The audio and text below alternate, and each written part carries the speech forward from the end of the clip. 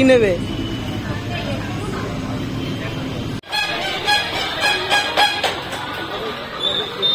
কেমন আছো সবাই? আশা করছি সবাই ভালো আছো। আমরা এখন ভালো আছি।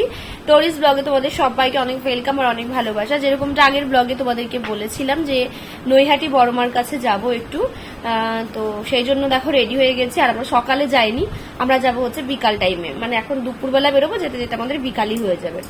তো আমরা তিনজনে যাচ্ছি, আমি, তোমাদের দাদা ভাই আর হচ্ছে চিনি। সবাই মোটামুটি রেডি, এখন বসে আছি, এক্ষুনি বেরোবো। আর বড় মায়ের জন্য একটা টিপ আনা হয়েছে, সোনার টিপ, সেটাও তোমাদেরকে একবার চলো দেখাই আর কি। তো এই হচ্ছে সোনার টিপ নেওয়া হয়েছে মায়ের জন্য। মনে মনে তখনই আমি মানত করেছিলাম মাকে। তো চলো রেডি। আর এদিকে আসো, এই যে তুমি আর আমি সেম সেম। ভালো আছো তো এখন? সবাইকে একটু বলো, সবাই কমেন্ট করছো। তুমি এখানে এসে দেখো, ও আয়না দেখবে বলে বলছিল। তো আমরা বেরিয়ে গেছি। আর এই যে চিনি, মামাম কোথায় যাচ্ছি আমরা? হ্যাঁ, তো তোমরা তো জানোই সামনে আমরা গোয়া যাব। তো আজকে যেহেতু ফাঁকা আছে, ফাঁকা টাইম, তো ভাবলাম যে কিছু শপিংও করে আনি গোয়া যাওয়ার জন্য, মানে গোয়াতে কিছু জিনিসপত্র নিয়ে যাব। তো সেগুলোও কেনাকাটা করে একদম বাড়িতে ফিরবো। তো চলো দেখা যাক গোয়া যাওয়ার জন্য আমরা কি কি শপিং করি। চলো।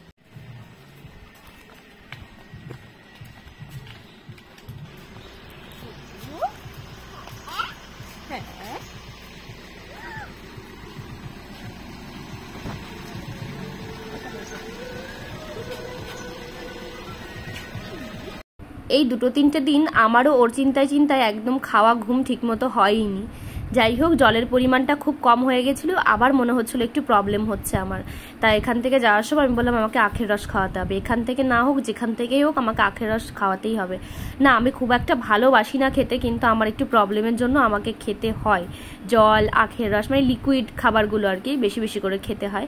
তো এখানে বড় গ্লাসটা নিয়েছিলাম, নিয়ে যে ঢকঢক করে খাচ্ছিলাম, যাচ্ছিল না একদম, কিন্তু জোর করে খেতে হচ্ছিল, কিচ্ছু করার নেই। যাই হোক, এই দেখো আমরা এখন বেরিয়ে গেছি, প্রায় অর্ধেক রাস্তারও বেশি কিন্তু আমরা চলে এসেছি। তো ফার্স্টেই যাবো হচ্ছে আমরা বড়মার কাছে, ওখানে আগে পুজো দেবো। তো গিয়েই দেখি ওখানে পরের দিন একটা কি বেশ পুজো ছিল, তার জন্য কিন্তু মন্দিরটাকে ভীষণ সুন্দর করে সাজানো হয়েছে এবং এখানে কিন্তু রাস্তা জুড়ে প্যান্ডেলও করা হয়েছে। তো এই যে ভাইটার কাছ থেকে আমরা ডালা কিনছিলাম, এই ভাইটা আমাদের ভিডিও দেখে, লাস্টে আমরা ছবিও তুলেছি এবং আমাদেরকে মায়ের একদম কাছ থেকে 5টা ফলও এনে দিয়েছে, মানে ভোগ। তো মানে কি বলবো, এটা একটা ভাগ্যের ব্যাপার না পাওয়া। যাই হোক, সেই ভাইটার জন্যই সম্ভব হয়েছে, ধন্যবাদ ভাই। আর খুবই ব্যবহার ভালো ভাইটার, যার কাছ থেকে ডালা আমরা নিলাম, খুবই ভালো। আর নৈহাটি আসবো আর আমার ফ্যামিলি মেম্বারের সঙ্গে দেখা হবে না, এটা হতেই পারে না। আর কোথাও যাই টুকটাক দেখা হয়, আবার কোথাও দেখা হয় না, এরকমটাও হয়। কিন্তু নৈহাটি একদিনও আসলে কিন্তু মিস নেই, কারোর না কারোর সঙ্গে দেখা হবেই হবে।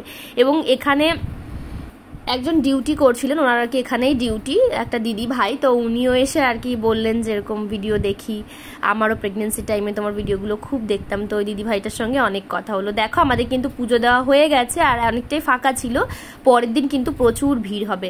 তো এখানে এখন ওই ডালাটা দিতে এসছি, আর এখানে এখন আমাদের ওই প্রসাদ টসাদগুলো প্যাকিং করে দেবে। আর এই দেখো এই ফলগুলো আমাদেরকে এনে দিয়েছে, মানে ধন্যবাদ দিলেও অনেক ছোট হয়ে যায়, মানে এটার মানে কি বলবো, পাওয়া একটা ভাগ্যের ব্যাপার, বড় মার এই যে ভোগ।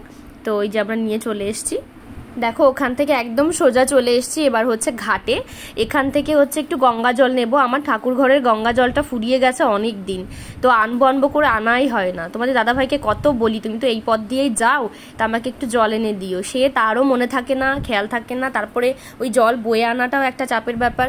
তো তার জন্য আর কি ভাবলাম আজকে নিয়ে যাই একটা, ওখান থেকে ছোট্ট একটা এরকম ড্রাম টাইপের কিনে নিয়েছি, নিয়ে এখান থেকে যে এখন জলটা নিতে যাচ্ছে। আর এখানে জোয়ার চলছিল গঙ্গাতে, মানে ভয়ও করছিল, এত জোরে জোরে ঢেউ। যদিও আমি সাঁতার জানি, কিন্তু তবুও গঙ্গার ঢেউ।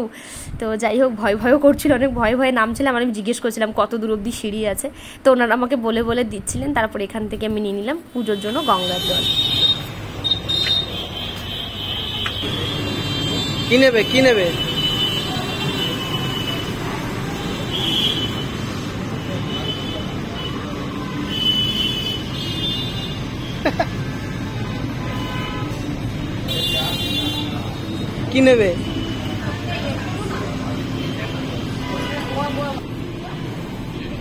এটা বড়দের, তোমার সেকশন ওপরে গিয়ে দেখো, তুমি কিডস সেকশন ওপরে গিয়ে দেখো, ঠিক। সত্যি কথা বলতে এখন ওয়ান পিস, তারপরে শর্টস, তারপরে হচ্ছে তোমার টপ, ক্যাজুয়াল জিন্স, এগুলো জুডিও ছাড়া কেন জানি না ভালোই লাগে না। যাই হোক, এখান থেকে এই ড্রেসটা নিলাম, এটা আমার খুব বেশি পছন্দ হয়েছে। আর একটা টপও সিলেক্ট করেছি। এই যে জুডিওতে কিন্তু খুবই রিজনেবল প্রাইসের মধ্যে জামা কাপড় পাওয়া যায়, এটা হচ্ছে সব থেকে ভালো একটা বিষয়। আর কিছু কিছু জিনিসের দাম মনে হয় কি আমার জন্য একটু বেশি। এই যে টপটা পরেছে পিঙ্ক কালারের, এটার প্রাইস ছিল 600, তো আমার একটু বেশি লেগেছে, তো ওই জন্য ওটা আমি আর নিইনি। এটার প্রাইস আমার ঠিকঠাক লেগেছে, এটা নিয়েছিল 999, তো এইটা আমি নিয়েছি হোয়াইট কালারের, ভীষণই ভালো লাগছিল এটা দেখতে। তারপরে আমার আর তেমন কিছু একটা পছন্দ হয়নি। তারপরে চলে এসেছি সোজা বেবি সেকশনে। তো এখান থেকে চিনির জন্য প্রচুর ড্রেস নেওয়া হয়েছে, বিশেষ করে কোয়ার্ড সেট নেওয়া হয়েছে, খুবই সুন্দর সুন্দর পাওয়া যাচ্ছিল সেটগুলো, এত কিউট কিউট। আর আমি জুডিওর অনেকগুলো শোরুম ভিজিট করেছি, কিন্তু সব থেকে আমার নৈহাটির যে শোরুমটা, এখানে হচ্ছে বেবি কালেকশনগুলো আমার সব থেকে বেশি ভালো লাগে। তারপরে চলে এসছে এই যে তোমার দাদা ভাইয়ের জন্য কিছু জামা কাপড় নিতে, কিছু ওরকম হাফ প্যান্ট নিতে, আর কিছু ওভারসাইজ টি শার্ট নিয়ে নিলাম এখান থেকে বেশ কিছু, বেশ ভালো ছিল। কিন্তু আজকে আমার একটাই ড্রেস হয়েছে, আর বাবা মেয়ের কিন্তু প্রচুর ড্রেস হয়েছে, বাড়ি গিয়ে তোমাদেরকে সবটাই দেখাবো। তো আমাদের শপিং করা তো ডান। এবার দেখো আমরা গাড়িতে উঠেছি, মাঝ রাস্তায় গিয়ে সে কি ঝড় বৃষ্টি, তোমাদেরকে কি আর বলি, খুব ভয় করছিল। আমার আরও কিছু জিনিসপত্র নেওয়ার ছিল, গ্রোসারি আইটেম কিছু নেওয়ার ছিল, বাট সেগুলো হলো না, মানে এতটাই ঝড় বৃষ্টি উঠে এসেছিল যে আমরা কোথাও আর দাঁড়াইনি, যেহেতু চিনি ছিল ওই জন্য আর কোথাও দাঁড়ানো হয়নি, সোজা চলে গেছিলাম বাড়িতে। তো আমার পেয়ে গেছিল প্রচুর খিদে, এবার রাস্তায় এত ঝড় বৃষ্টি, তাই ওই জন্য আর কোথাও দাঁড়াইনি, অনেক মানে রিস্কে বাড়ি এসে এত খিদে পেয়ে গেছে। আর এমনই একটা টাইম যে এখন আবার ভাতও খাওয়া যাবে না, তাই ভাবলাম একটু ভেজিটেবল পকোড়া বানাই, ঘরে যা আছে তাই দিয়ে। বাইরে কিন্তু পড়ছে বৃষ্টি, একদম দারুণ ওয়েদার, হচ্ছে গিয়ে বানাবো। তো ঘরে তেমন কিছুই নেই, যা আছে তাই দিয়ে একটু ভাবলাম পকোড়া ভাজি, মানে এত পরিমাণে খিদে পেয়েছিল কি আর বলি তোমাদের। এখানে আলু, পেঁয়াজ, একটু কাঁচা লঙ্কা আর হচ্ছে চালের গুঁড়ো, এগুলো দিয়েই একটা ভালো করে এই যে বানিয়ে নিয়েছি পকোড়া বানানোর জন্য। দিয়ে এখন এই যে তেলের মধ্যে ছাড়ছি। গরম গরম চা, তারপর হচ্ছে পকোড়া, আর এখানে হচ্ছে মুড়ি, একদম রেডি, মানে বৃষ্টির দিনের একদম পারফেক্ট খাবার। চলো আগে মামনি আর বাবাকে দিয়ে আসি, তারপর হচ্ছে আমরা খাই।